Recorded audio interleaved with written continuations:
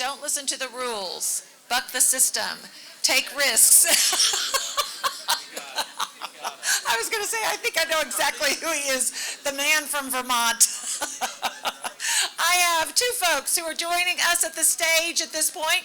They are father and son. One is the owner and president of Rhino Foods, the other VP, talking a lot about purpose as a business, but also people. Take it away, gentlemen. Wow.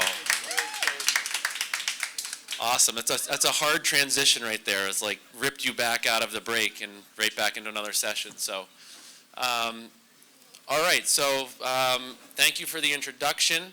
We'll sort of let people get settled in here. But my name is Rooney Castle, and just a quick update to those titles there. So, I'm currently our CEO and president at Rhino Foods, and I'm joined by my past coworker and father, Ted Castle, over here.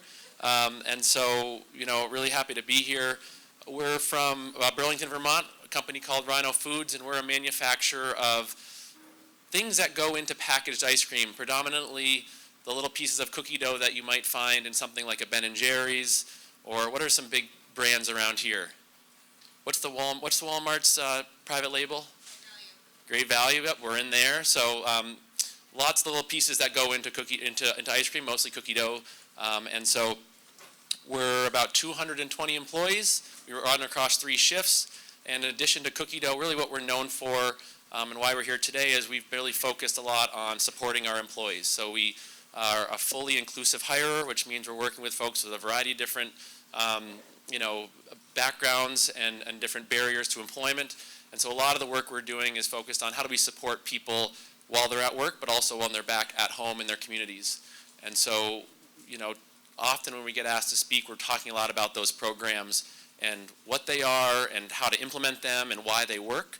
And so today we're going to do something that's a little bit different in that we're really want to focus on using storytelling. We're big fans of storytelling. So how do we try to use storytelling to hopefully sort of convey how these programs have been successful through sort of directly from sort of the leadership journey that both Ted and I have been on at different phases, of course. And we're going to start with, talking with Ted in the early days and now moving forward into sort of the next generation.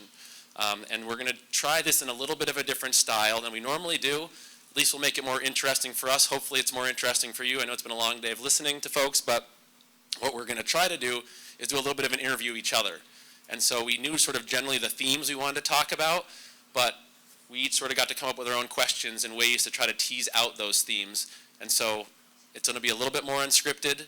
And talking to some folks here, they said, so that just means you're like unprepared? And I was like, no, this is supposed to be more authentic this way. So hopefully that comes across, and we'll certainly save time at the end for Q&A, but we're going to go into our interview phase for now. Anything I didn't say that you want to jump in with? We're going for it. Okay, so action or whatever they do. Is this on? It is. Sounds like it. Rooney, do you have a question for me? I do. I've got a question for you. I've got lots of questions, but we're going to only do 3 questions each, and then we are certainly going to open it up. But, okay. Ted, thank you for joining me on stage today. So I believe that much of what Rhino has been able to achieve really is due to a strong foundation of trust. And knowing that trust doesn't just happen overnight, doesn't happen on its own. Love for you to reflect on how either you were able to intentionally or unintentionally create that foundation of trust starting in the early days as the business was being created. That's a great question, Rooney.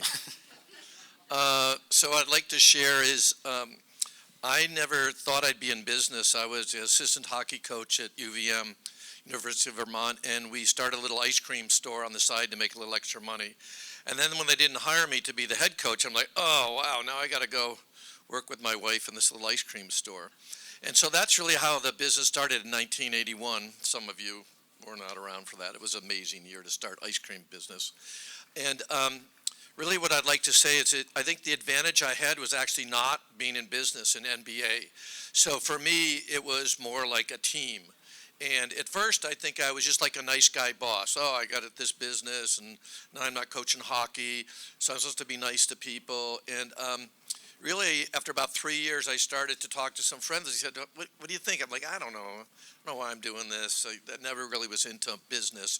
And then we started to talk about what did I like about sports. And I think in business, they almost overplay these sports analogies. But I tell people, think about games. If you play checkers or chess or any other game, most of the things that people like about games is sort of winning and losing, knowing your opponent, how you doing, celebrate the victory, figure out what to do better the next time. And so we actually started Open Book Management about 30 years ago. And Open Book Management meant we had about 50 employees, only 2 or 3 people knew if we were making or losing money. So if you think about games, that's not really a good way to engage folks. So we started to think about what would it take to have people think and act like owners. And what that meant, we started to share all the expenses. We spared everything. Are we making money? Aren't we making money? And really had to teach people and bring them along. What did that look like? So again, in the theme of trust, you have to trust people that they're going to take that knowledge and actually try to do something with it, useful. And the reason most people don't do is they're afraid that everybody's going to think you're super rich. And what you find out is when you tell them, you start with this much money, but you end up with this much, like, is that all you made? Yeah, that's all. And remember how we screwed it up last week and we had to throw all this stuff away? So I think that was a big start of me starting to think about trust in employees and what did it take to bring them along. And the other thing that I'd mention is started to set higher expectations for myself and our team. We start setting higher expectations for ourselves.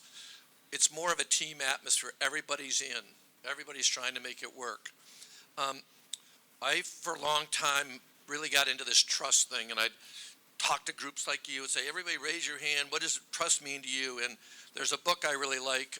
It was by Anil Mishra, and he says he and his wife, Karen, said there's 4 foundations. The first foundation is, are you reliable? Can you keep your promises? So when I talk about this, think about your relationships. Don't necessarily think about business. That's actually the first thing. Business is just relationships with your employees. So reliability means, we call it requests and promises. Did I make a request? Did I promise that I would do it? That's the first thing. The next thing to talk about is this idea of openness. So Open Book Management is definitely leaning into that idea. We're transparent. We're allowed to tell people what we're doing. We're vulnerable about those expressions. The next one is competence. So that's a little tricky, but if you think about, hey, will you do this for me, and the person doesn't know how to do it, you're not going to trust them the next time. So we really work on people to understand what a request and a promise is. Somebody says they can do it, they better be able to do it. And the last one is compassion. And compassion is this idea that, when I think about compassion, I think first about empathy. It takes time to do it, but it's almost like you care about the other person and what they're thinking more about yourself. So at Rhino, we call it about mutual trust and respect in our workplace, and we really lean into that and try to ask everybody to model that behavior. Is that a great answer or what? Heck of a great answer to a really great question. Wow. A round of applause for that answer. Thank you. So just following up on that, I'm mostly interested in that 4th sort of pillar or foundation you talked about around compassion, because I feel like that's something I've always admired about you and sort of what has been instilled in the business. So can you maybe share a little bit more about what that looked like or how that really came to fruition in those early days as you were trying to build trust? Yeah, so I've got a story, I don't think I was a very good listener, especially when you're in business. You think you're supposed to be the boss, and you're supposed to know it all. So we're about 50 employees, and Ben & Jerry's came up with the idea of cookie dough ice cream. I mean, you can't believe it. It didn't exist. It didn't exist. So now we work with Ben & Jerry's for 2 years to get it into pints. All of a sudden it gets in the pints. They're the only one in the world that can make cookie dough ice cream. Boom, it turned into 25% of their sales. Yes. It moved them all the way across the country. So we're knocking down, we're doing all kinds of things to keep up with them. So I'm going, wow, I guess I'm going to be rich. This is going to be amazing. And Ben & Jerry's was like an icon of social responsibility. There was a Body Shop, Ben & Jerry's, Patagonia. I mean, we're talking about 1988, 90. I mean, that was a new term, social responsibility. So we are fortunate to be in Burlington, Vermont, learning from a great company. So I'm like, hey, nobody knows we're making that cookie dough. I got a great idea. We're going to start a camp called Camp Cookie Dough. And then they'll put our name on the back. Rhino Foods, awesome company, Camp Cookie Dough. We're going to be really well known. So I go by myself all around the state. What's a good camp for kids? How are we going to do this? Blah, blah, blah. I've got the whole thing figured out. I bring to the company, because we have company meetings, say, I got a great idea. It's amazing. Got this amazing idea. We're going to start a camp for kids. We're going to get on the back of the pint. It's going to be amazing. What do you think? Psh. Not into it. Why? So again, listening is actually being curious. I was just starting to figure this out. And fortunately, what I realized is they said, and they trusted me, they said, we can't afford to send our kids to camp. Why would we want to send other kids to camp? So it started like, do we pay them enough? Do we have good benefits? How do we support single moms or single dads? How do we support our employees outside of work? And I think that was a real pivotal moment for me to say, this is a great idea. I mean, how bad is that they don't want to do it? And fortunately, I was able to internalize that a little bit and say, you know what, for the 50 people that are working here, a lot of the kids can't do that. So if I want to engage our employees and think and act like owners to care about this company, they need to be all in behind ideas. So that would probably be sort of iconic moment of a leadership that we call, I don't have the lived experience a lot of people that work for me. You know, I came from upper middle class upbringing, so when I talk about a lot of things we do for our folks, it's something I don't really know a lot about. So I guess building on that, and especially that last piece around not having similar lived experience, how has that shaped a lot of the programs that we've, been known for and the reason we get invited to these things and we've had success with? So what really sort of translates from that different experience into how those programs were sort of created and adopted? Yeah, so I'm going to tell you two programs, and I think the point is these programs are great, but doesn't mean these are programs for you. I think the first one is employee exchange program. So Ben & Jerry's all of a sudden screwed up their inventories, didn't need any cookie dough for 6 months. Yes. I love you. You two are giving me great vibes. Your eyes just went pop. 6 months? Yeah. So all of a sudden we don't need about 15 or 20 people. And we talked internally as a company and said, what else can we do besides lay you off? And the employees came up with an idea called employee exchange that we now have done for 25 years. So we're a very seasonal business. When we don't need people, we temp them out to other businesses, counter-seasonable to Rhino. They stay on Rhino's payroll, and we get reimbursed from the other company. Last year, we sent them to Green Mountain Dr. Pepper, all the little pods, coffee pods, Green Mountain Coffee Roasters, sent 25 people there between 1 and 3 months. We saved the company $60,000. We kept everybody employed. They learned new experiences, and there's the trust building. We're willing to take that effort to help their jobs. The other one that I'd love to tell you about, because we started a nonprofit to scale this idea, is called the Income Advance Program. So I went to a training with some folks called Bridges Out of Poverty, and I learned that 43% of Americans don't have $500 in a savings account. I didn't know that. That's not how I grew up. Came back to our employees and said, "Whoa, what's going on? What's the story?" And we found out that was true. A lot of our folks were living, an expression would be paycheck to paycheck. We started to think about what does that mean when their car breaks down, they're late for work, their hot water heater breaks down, they're late to work, their kid's late to school. You're late to work, you lose your job at Rhino. So we realized our retention has a lot to do with people who don't have $500. So again, that's listening to your employees. They trust you to tell you, and as a business leader, you're not thinking you know it all because you had a different life experience than your folks. So what's turned out to be is we went to a credit union across the street and we set up a program called the Income Advance Program.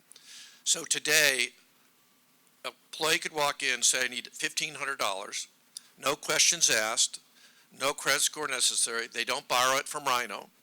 They go over to the North Country Credit Union. We have an arrangement with them. They get it that day or the next day. It's sent back to us. It's taken out of their weekly paycheck, out of their paycheck payroll deduction. They pay it back in 6 months. What happens is their credit score goes up because now they have a relationship with a financial institution. And at Rhino, you have to say stop doing that or it starts a savings account. And 95% of the folks start a savings account. So what we like about Rhino, we talk about impacting the business, the way business is done. We're a B Corp. There's now 110 businesses in Vermont that do this. So let's bring on Bentonville. Somebody tell me a credit union around here, and we'll start cranking out the Income Advance Program in Bentonville. You up for it? Who's in the credit union space here? Come on. Okay. Is it time for me to ask you? I think I've heard enough. Yeah. No, just joking. But yes, given the short time here, I think the stage is yours. I'm going to read this because I want to make sure I do it right. I'll get this. I'll get it. Please always. Ironic that I'm on pen and paper and he's on technology. Isn't that sort of funny? I have to live with this, but I don't go into work as much anymore, so I'm in good shape. Okay, Rooney, you didn't build the company from the ground up. You didn't have to go through a traditional interview process for the job. How has that shaped your experience, and how do you feel responsible? How do you feel responsible as a leader for that? Great question. I think, honestly, I've been at Rhino for about 15 years now, and what's been really consistent throughout that entire time is that the fact that this business and this opportunity was handed to me has been on my mind very consistently throughout the entire process. I'm supposed to click again, sorry. While that's been consistently in my mind, what hasn't been consistent is sort of the way that I think about that and feel about that reality and that fact. And at the end of the day, sort of what we're talking about here, this is really a concept around privilege, right? So, there are a lot of privileges that I think you had in sort of starting the business that were able to get you through some of those difficult times. But for me, like the privilege is very obvious. I'm being handed this opportunity. And so I believe sort of the way that I've felt about that opportunity and that privilege has really ebbed and flowed as I've had my own personal journey and understanding and my awareness of my own privilege. And so I would want to sort of share two stories of times that felt like almost inflection points of when I can distinctly remember privilege being the thing that I thought about, and how did that then impact my leadership and how I show up. So first goes back to a time when we were talking about what is going to happen with this business and sort of me working in the business. Probably 7 or 8 years in working in the business, and we were what is the end game here? What's the track? Am I on the track to sort of take over, or am I on a track to find a different place within the business, or do I want to go and do something completely different? And I remember just having a lot of uncertainty and a lot of what would be the right word? Probably resistance would be a good word. Resistance to picking that and deciding and committing to that track around taking over. And there was certainly a big part of that for me that was the imposter syndrome, which I think is pretty normal. I had all the reasons why I'm not whatever enough. But as I've thought about this a bit more, I think there was definitely a fear of the perception of other people, with me taking that opportunity or being given that opportunity. And I don't believe I had necessarily this sort of vocab at the time, but I think what I was sort of struggling with was the concept of earned privilege versus unearned privilege, and what would it look like, and how would I sort of step up as a leader, and if we did make that decision to go in that direction of taking over to the next generation, what would it look like for me to build the confidence in myself that regardless of internal and external stakeholders, that I felt like I had sort of earned that opportunity and was really deserved to be there, despite while also acknowledging the privilege of how I got there, because I knew what I didn't want to do was sort of that on the other side is the unearned privilege, right? And I was had this vision of me being the real life Chris Farley in Tommy Boy, if people ever seen that movie, of just really having no business in that spot. If you haven't seen Tommy Boy, there's some younger folks in the room. It's a good one. So that was really like the first time I remember thinking about the privilege, and then it really influencing the way I started to think and act as I sort of showed up within the business. Fast forward a handful of years into 2020, in the wake of the murder of George Floyd, and I got invited to be part of a group called White Men for Racial Justice that was forming sort of out of the B Corp community, actually, and it was men coming together, white men coming together just to try to grapple with the question of, like, what do we do now? How do we sort of show up in this moment, as white men typically are the least accountable to show up in sort of that type of work or in those situations. And so it was a lot of deep personal work also, so we really started by focusing on examining our own privilege, examining whiteness in general, our sort of place in the system of white supremacy culture. And so it, if I'm being honest, it brought up a lot of really intense and difficult emotions, at the forefront of which, of course, was a lot of shame and guilt in a variety of different spaces and ways, but especially as I was thinking about myself and a leader now in this position, and given the privilege and the opportunity, all the things, I was like, holy shit, like what do I do with this now? Like what is my next step? Do I keep going? Do I give it all away? Is it I was just really sort of like, that was a very up in the air question for me. As I sort of stuck with the work and having conversations and learning a lot more, what I realized, or at least this is an opinion, is that like those feelings of guilt and shame really aren't that productive for anything other than, perpetuating the systems and cultures of white supremacy. And so made a conscious decision, at least at that time, and not saying it's the right or the wrong decision, but to really lean into this work and then think about, how do I use my position, how do I use my privilege, how do I use the power and influence that I have to be in certain spaces to create space for others, and to listen more, talk less. And so really the leadership shift for me is like not having the answers, but showing up with more questions and trying to find, speaking back to the example of, folks with different lived experience, how do I create opportunity for folks with different lived experience who really know this stuff, in whatever this is, if we're talking about racial justice issues, if we're talking about how to solve the housing crisis in Burlington, how do we create space for those folks who really, as we've seen over the years, tend to have better answers than folks like you and I. So that would probably be those would be two things that I'd want to highlight in terms of, I don't know if that answers your question. Hopefully I don't know. Does he deserve a round of applause for that? Yeah, let's give him one. Almost as good as my answers, but you're working on it. He's still working. He's only been, I let him go a little while ago. So Rhino is a pretty small company. When you think about Walmart, there's 225 people. But for us, that seems like a lot of people, right? I mean, in 3 shifts, a lot of different languages, a lot of different cultures. And one thing I think, Rooney, you've done better than me, and you're very intentional about connections with people. I think it was easier for me when there were 30, 40, 50, maybe just under 100 people. It felt like it was harder for me to really continue on the personal connections that I think are really important. And I've seen you be very intentional about that. So I'd like to have you share some of the things that you find are working about that, and what do you try to do to make sure you keep these personal connections? Because I do believe trust is really a personal thing, so it's pretty hard to do with 225 people, and you can work to do it, but obviously the personal connections matter. So I wonder if you could speak to that. Is there a question in there? Just joking.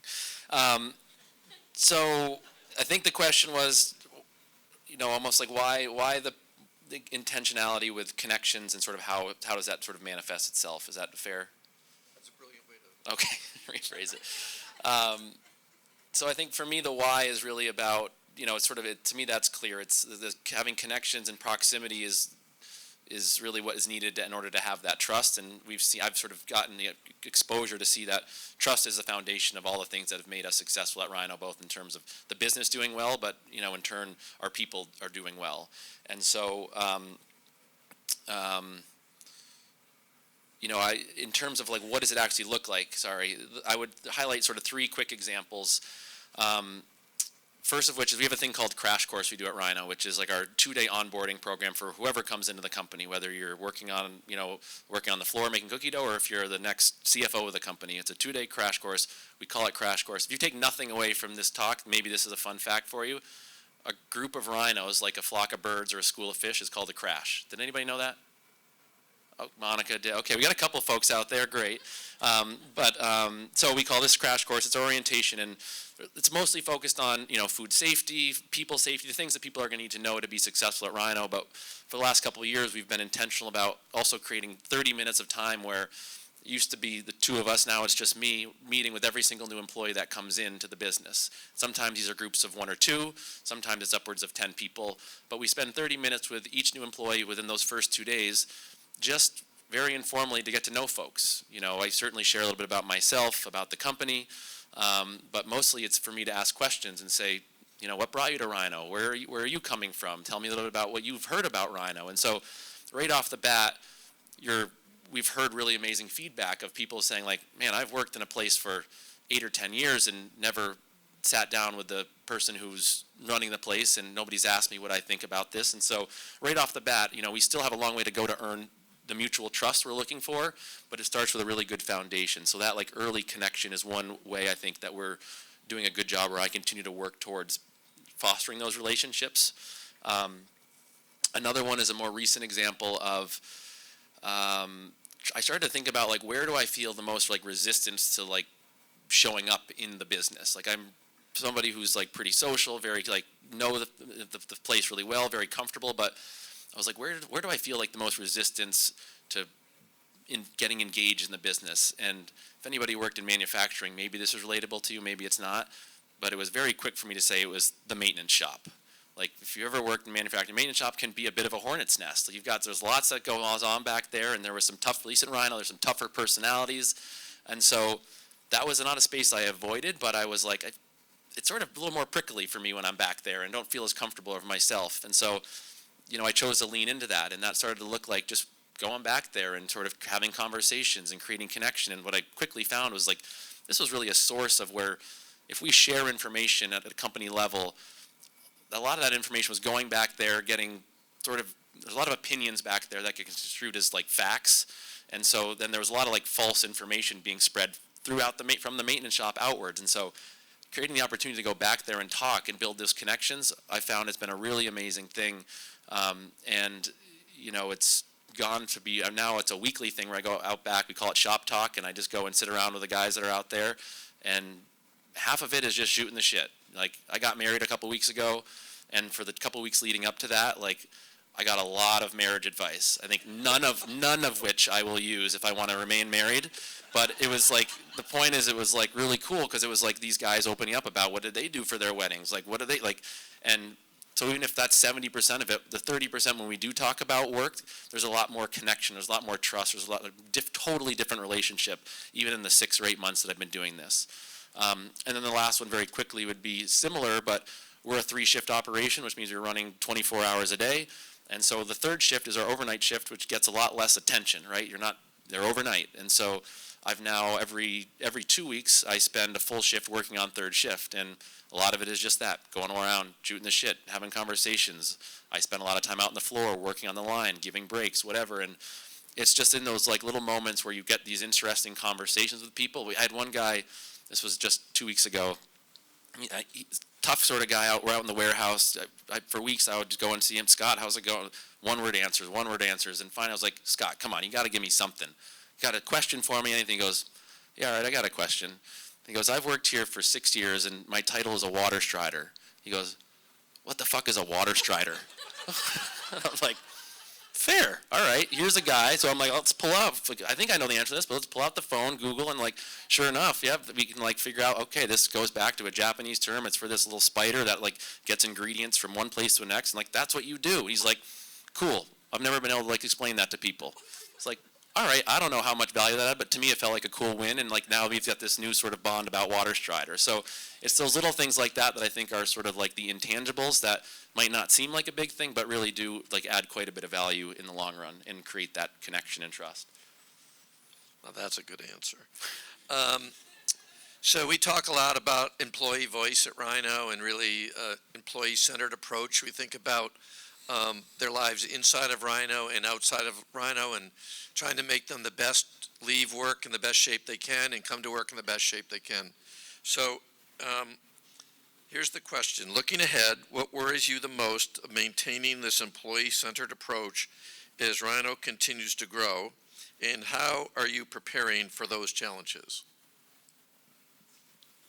I think it's sort of similar to the answer I get. So I think the thing that worries me the most is just as the business keeps growing, it just gets harder, right? Like even the 3-shift thing, right? That's a new thing. And so there's certain ways I'm trying to tackle that, but I think that's just going to get more and more difficult as the business continues to scale. So, one thing I'm thinking a lot about is how do you take what we're doing, what has been successful, the learnings we have from this sort of proximity piece, and how do I make that scalable across the organization as it grows? And so I recognize, it can't just be me. I'm sure, I want to keep doing this, I want to keep championing it, but, how do I continue to think about instilling this in sort of programmatically or systematically with things like Crash Course? That is a great example, I think, of a way to, systematically and programmatically put something in that forces me on my schedule to meet with every new employee that comes in the door. So how do we can find more of those things? How do we get more people doing that? So again, it's not just one person, you or me, doing that, and really embedded throughout the leadership team. And I also just feel like we are starting to try to make this much more not like a nice to have, but a need to have, and sort of building it into our KPIs. We're talking a lot about employee experience right now at Rhino. And so what does that look like? What does that mean? How do we really tie KPIs to employee experience and track against it and measure it and really get people besides just the leadership team, again, bringing it back to all the stuff you did. If we want to go find out what is it going to make anybody, what is going to make your experience at Rhino better, that's where we're going to pull the ideas from. And so we're really actually building that into our planning process these days, where we have a lot more folks from operations, from the floor, in the meetings where we're talking about next year's planning and what do we want these activities to look like. And so I think I've talked a lot, I would sort of just wrap it with it really is about trying to make it more programmatic and systematic. So that was 3 each. We just talked for a while. This is an end scene, I guess. I don't know how that went right there, but we're going. That's our end scene for the interviews. And what I meant to say before, and maybe open it up for a couple of questions if we've got time, is, I think one of the hopes of something like this really was to get people, whether you're a leader in an organization, everybody in this room is a leader in some space in their world, right? It could be a leader in an organization. We've got folks who are here in college or high school. It's maybe you're part of clubs, maybe you're a leader in different sort of programs. So I think through this sort of storytelling and sort of this explaining sort of this sort of history and this narrative that we have, really wanted to challenge people to think about how do you show up in different spaces in your life, and what are the different ways you can maybe start to show up a little bit differently, and especially thinking about your lived experience, other people's lived experience. How do you create opportunities for folks who maybe aren't the ones who always get to speak? So, wanted to mention that actually in the beginning, so you could be thinking about it throughout, but hopefully some of that came through, and that's something we can really challenge people to leave here today with, is thinking about what's one thing you can sort of take away and think, how would I maybe approach something I've done as a standard practice, what might look like to do that a little bit differently.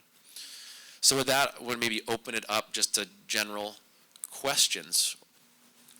Yes, our group right up front who've been awesome, and please take it away, or we're going to wait for a microphone.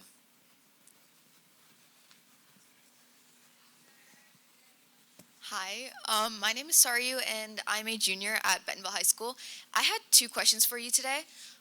One being that both of you have grown a lot in your company, trying to get employees to trust you and the company and everything. But what if you had to fire someone? What would that kind of help how would that impact the company's and image on trust and the employees' trust in you guys? And my second question is, why did you name your company Rhinos?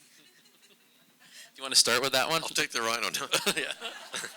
The rhino, we were just goofing around, my wife and I, so we got to come up with a much better story because they always ask that. So, but we love rhinos because rhinos, we have a rhino day, and the theme is usually different things. And one time was like, be the rhino, because we'd sort of gone through a downturn. So the thing is, rhinos are super strong, right? Do you know they're super fast? You know, they're almost faster than a racehorse from the beginning to like 50 feet. Their horn is made out of hair. So if you think about a team, the strength of all that little hair on their horn. So we love the rhino. Another thing is, sort of that right word, firing or letting someone go. It's really about expectations. And when I think we do it well, we shift the ownership to the other person. So if you took a really simple thing like not showing up on time, our job is to say, what is keeping you from showing up on time? I mean, can we help you do that? I mean, we're not going to buy you a car, but we can figure this out a little bit. But then you get that. Do you understand that if you don't show up on time the next 3 times, we're going to have to let you go? So are you willing to take that on? And if the person says, I'm willing to do that, it's their job to do that. It's never fun, but quite frankly, you have to do it. Because if you just let poor performance and if people not meet expectations, your company's never you're gonna lose your good people. Good people like to perform, they want to grow, they want to develop, and so you have to be careful about being sort of overly kind. Does that answer your question? Good question.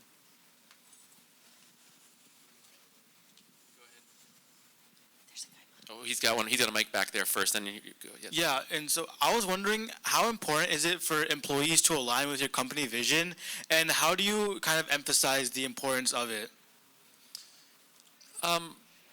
I can jump in and try. I think it's, everybody's got their choice of sort of what we're very clear about what we're up to and our vision and our mission and where we're sort of headed and the way that we need to all sort of treat each other and behave within the sort of the walls of Rhino. That doesn't mean that people can't have different values that are, different than ours, but if they start to show up and then impact people's sort of personal and psychological safety within our 4 walls, that's when it becomes a bit more of a challenge. And so again, expectation setting, but we tend to attract folks who really this is what we're about, and they sort of weed themselves out pretty quickly because we've got a great team. It's not about the 2 of us. And that was sort of made my job easier as I transitioned here. It wasn't just about him, it was embedded really throughout the culture. And so for folks who really aren't about treating folks with mutual trust and respect, they sort of get weeded out pretty quickly. Thank you. Yep, go ahead. First, I just want to say I think it's really cool to see father-son duo because I have 2 little boys. So like seeing you guys up there, I'm like, man, if my company can be around, like that will be great. I don't know. So just kudos to you guys. Another question that was like really interested in the open book management. And have you ever found though that the compassion and competence can sometimes hinder one another? For example, sometimes we found in our company that people are so compassionate towards the company that they care about and the people on the team that they'll sometimes say they can deliver something that they're not quite competent enough to be able to do, but because they care and they might see someone else falling down, they want to help, but then they end up getting like pulled down into the water themselves because they really weren't equipped. Yeah, I mean, that happened. I mean, we're up here making it sound great. We got all kinds of problems, trust me. But if you really talk about, that's why I love this request and promises. It's a really cool thing. It's like, if I ask you to do something, I should be very clear about what does that look like. So if you said, yeah, I'll get to it, that's not enough. Can you get it to me next week? That's not enough. Can you get it to me by next Wednesday? Yes, I can. Do you know how to do it? No, I don't really know how to do it. What do you need to do to be able to? So if you asked all those questions, request and promises is so powerful. It's just so hard to do it. It puts the responsibility on the requester to do a good job. If I didn't say by Wednesday at 2 o'clock, that's my problem that it's Friday. The person thought, I thought you said next week. It's my problem. I don't know if that answered your question, but expectations and accountability is always a challenge. My name is Viraj Sristi, and I'm a senior at Bentonville High School. And I was wondering, do you guys see technological innovations like AI being implemented in Rhino Foods, or have they already been implemented and to improve company efficiency and et cetera? Yeah, I think we're certainly using a lot of like innovation in terms more of automation. We're using AI in like very basic ways probably at the moment of like taking long lists and making them have little summaries. But we're mostly in terms of as a manufacturer, how do we find ways to automate to be more efficient? And that's in order to stay competitive, to keep up with sort of all the different rising costs and be able to keep things flat. So trying to find jobs that are really not that fun. Recently, we a couple of years ago added new robots into our freezers. We had a team of 6 people who would going into a freezer. Our product needs to stay frozen. So all of the cases, we're making 20 to 40 pound cases of cookie dough that are coming out at like almost lightning speed. And we had 6 people in there in minus 20-degree freezer stacking pallets of cookie dough. Like really not a great job. Ergonomically, a lot of risk.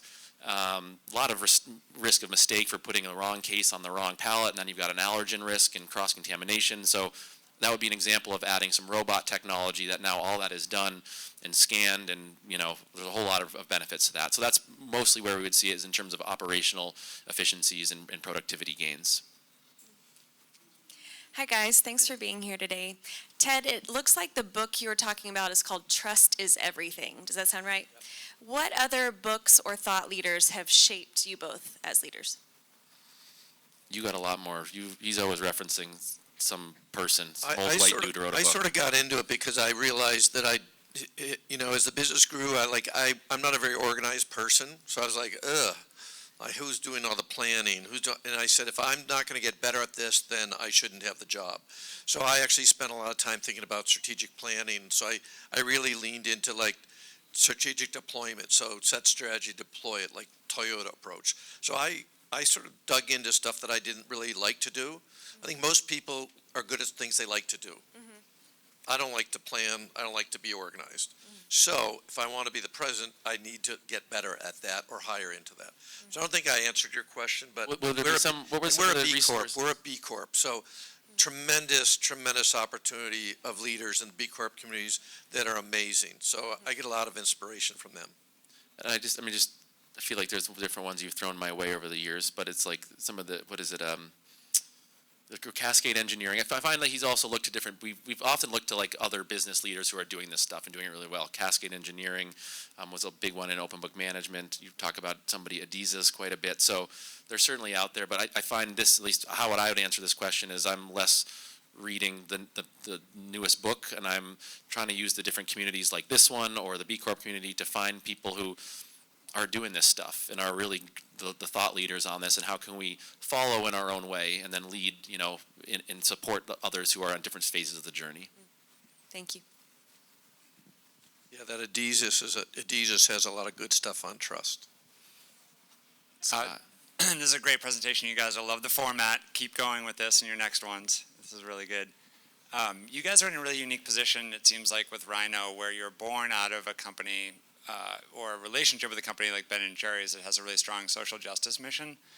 And now I'm assuming you work with a lot of companies that are maybe more conventional or don't have that same thinking. Do you find yourself in positions, and if you do, how do you navigate them, where you want to help other companies maybe think differently about how they bring themselves to the marketplace or their teams, but you also want to maintain strong relationships with those companies, so obviously you want to call people in, not call them out. How do you navigate those spaces when you're not working with the Ben & Jerry's, but you want to have those types of conversations? Yeah, I find more and more, I think, I hear from the days of old where it was a lot more relationship based, more companies like the Ben & Jerry's. Nowadays, you're moving more towards transactional relationships. Even frankly, our relationship with Ben & Jerry's is through Unilever procurement. Not all that lovey-dovey. It's very, we've got one job to do. So I think we just sort of keep showing up with it, right? It's like it's always part of their slide deck. It's always part of the conversation. You sort of can tell who's interested and who's not. It doesn't mean if somebody's not, you sort of throw it away, but we're always sort of offering it up and really speaking to who we are. We always lead with who we are. It is cookie dough, but it's really about more than that. And so I think the quick answer would be like, there's certainly folks who are more engaged with it, but regardless, we're really sort of always trying to speak to that. Customers and suppliers is one thing, but we generally, again, find in rooms like this, that's where we can have the most impact, is learning together. So I see we're at time. Ah, so, you're okay. at time. Okay, round of applause for Ted and you, everybody. Rudy. Thank you so much. We really appreciate it. Really appreciate it. Okay, let's talk as we're going on a 15-minute break because we'll start back up at 3. We're going to have at the 8th and Walton workshop stage, data capture workshop.